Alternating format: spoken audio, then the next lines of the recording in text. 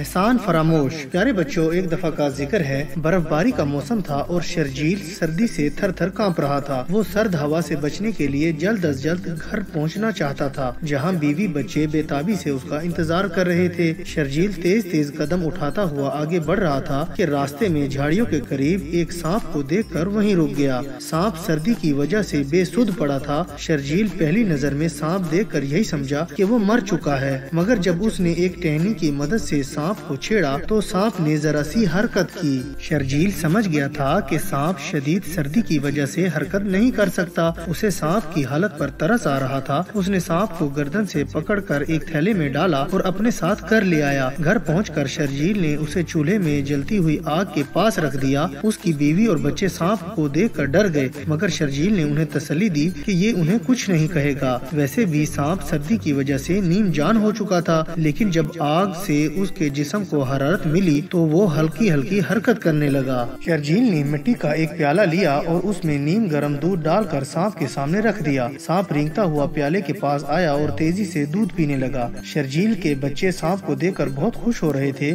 سارا دودھ پینے کے بعد سانپ کو اپنے اندر پھر سے طاقت محسوس ہوئی تو وہ ادھر ادھر رینگنے لگا۔ شرجیل کے بچے اسے قریب سے دیکھنے کے لیے ارد گرد جمع ہو گئے تھے۔ ادھر سانپ نے بھی بچوں کو دیکھ کر ایک مرتبہ پھر اپنا پھن پھیلا دیا اور پھنکار مار کر انہیں ڈسنے کے لیے آگے بڑھا۔ شرجیل نے جب یہ منظر دیکھا کہ سانپ اس کے بچوں کو ڈسنے کے لیے آگے بڑھ رہا ہے تو اس نے قریب پڑا ہوا ڈنڈا اٹھا لیا اور جلدی سے سانپ کے سر پر زور سے دے مارا۔ چوٹ لگتے ہی سانپ زمین پر گر کر تڑپنے لگا۔ بچے سانپ کو تڑپتا دیکھ کر اپنی ماں سے لپٹ گئے، جو خود بھی خوف زدہ تھی۔ لیکن شرجیل نے سانپ کو مرتے دیکھا تو غصے سے کہا، کم بخت، میں تجھے سردی سے بچا کر اپنے ساتھ گھر لے آیا اور تو نے یہ صلہ دیا کہ میرے ہی بچوں پر حملہ کر دیا۔ لیکن آج میں سمجھ گیا ہوں کہ تم جیسے موذی جانور کے ساتھ نیکی کرنے کا کوئی فائدہ نہیں ہے۔ تو پیارے بچوں، اس کہانی سے ہمیں یہ سبق حاصل ہوتا ہے کہ احسان فراموشی بہت ہی بری بات ہوتی ہے۔